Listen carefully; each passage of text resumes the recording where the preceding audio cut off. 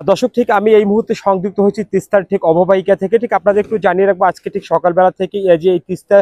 পয়েন্টের যে পানির যে বৃদ্ধির যে গতিসীমা, সেটি ঠিক অনেকটাই বিপদসীমা অতিক্রম করেছিল। ঠিক আমরা সকাল 6টা নাগাদ দেখেছিলাম যে এখানে তিস্তার যে পানি সেটি বিপদসীমা ছেদ করে প্রায় বিপদসীমার সীমার 18 সেন্টিমিটার উপর দিয়ে প্রবাহিত হলেও ঠিক 12টার পরপরই আমরা কথা বলেছি এখানকার দায়িত্বরত তিস্তা ব্যারেজের পানি উন্নয়ন বোর্ডের দায়িত্বরত প্রকৌশলী মহোদয়ের সাথে। ঠিক তিনি আমাদের নিশ্চিত করেছেন ঠিক বেলা 12টা গড়িয়ে যাওয়ার পরপরই ঠিক এখানে পানির যে বৃদ্ধির যে পরিসীমা সেটি একটু কমেছে, প্রায় 3 সেন্টিমিটার কমে ঠিক এই মুহূর্তে পানি এখানে রয়েছে বিপদসীমায় প্রায় 15 সেন্টিমিটার উপর দিয়ে প্রবাহিত হচ্ছে ঠিক এই মুহূর্তে এখানকার পানি। ঠিক আমরা কথা বলার চেষ্টা করেছিলাম এখানকার প্রত্যন্ত অঞ্চলে বসবাসরত তিস্তার অববাহিকায় বসবাসরত জনগোষ্ঠী যারা রয়েছেন ঠিক তাদের সাথে আমরা কথা বলেছি, এবং আমরা একটু আগে এখানে ঘুরে দেখেছি এবং সাধারণ মানুষদের জনজীবনে থাকা মানুষদের যে দুঃখ নিপীড়ন যে চিত্র সেটি ঠিক আমরা অনেকটাই ভিডিও ফুটেজের মাধ্যমে তুলে ধরার চেষ্টা করেছিলাম। ঠিক আমরা একটু আগে একটি বসত বাড়ির ভিতরে প্রবেশ করার পর সেখানে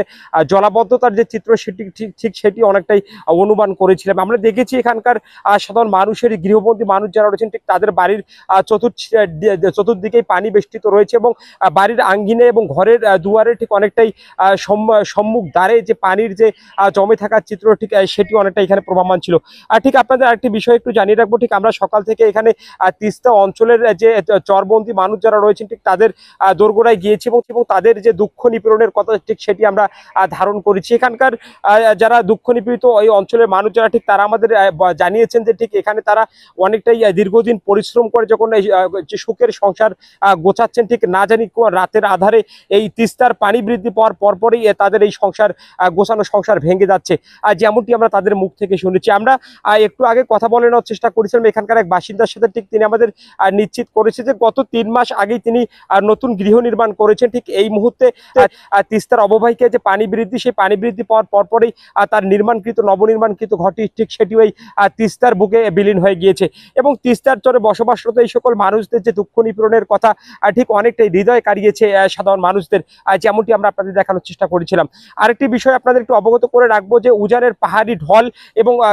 দীর্ঘ কয়েকদিন যাবত যে উজানের যে বৃষ্টিপাতলের কারণে উজানের ঢল নেমে আসায় এই তিস্তার পানি যে বৃদ্ধির পরিসীমা ঠিক সেটি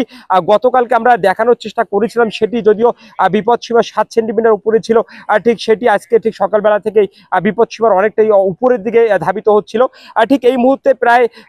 দুপুর গড়িয়ে ঠিক সন্ধ্যার ক্রান্তি লগ্নেই ঠিক এই মুহূর্তে আমরা দেখেছি যে এখানকার পানি 3 সেন্টিমিটার নিচে নেমেছে, যেমনটি আমরা দেখেছি। এবং আমরা কথা বলে নেওয়ার চেষ্টা করেছিলাম এখানকার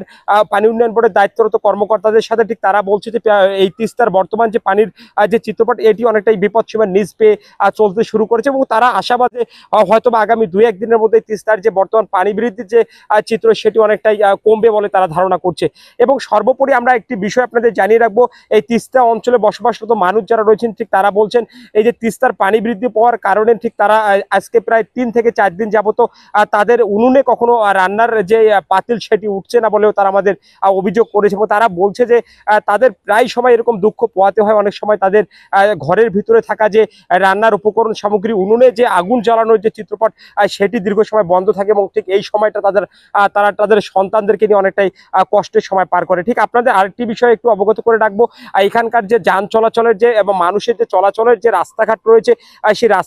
রাস্তাঘাটগুলো ঠিক এই মুহূর্তে পানিতে তলিয়ে রয়েছে, এবং এখানকার যে পাঠ্য শোষিত অধ্যয়নরত যে স্কুলগুলো রয়েছে এবং সাধারণ শিক্ষার্থী যারা রয়েছেন তারা যখন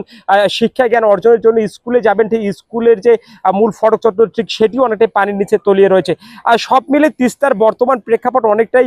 ভঙ্গুর প্রকৃতির রয়েছে, এবং আপনাদের একটু যদি জানিয়ে রাখি যে তিস্তার অববাহিকায় বসবাসরত মানুষের যে জনজীবনে থাকা যে দুঃখ নিপীড়নের চিত্র সেটি ঠিক অনেকটাই দুঃখ নির্ভর চিত্র যতটুকু আমরা আপনাদের দেখানোর চেষ্টা করেছিলাম। সর্বশেষ তিস্তার অববাহিকা থেকে আপনাদের সাথে রয়েছি Ashraful Islam Raju, digital media correspondent, Asian television.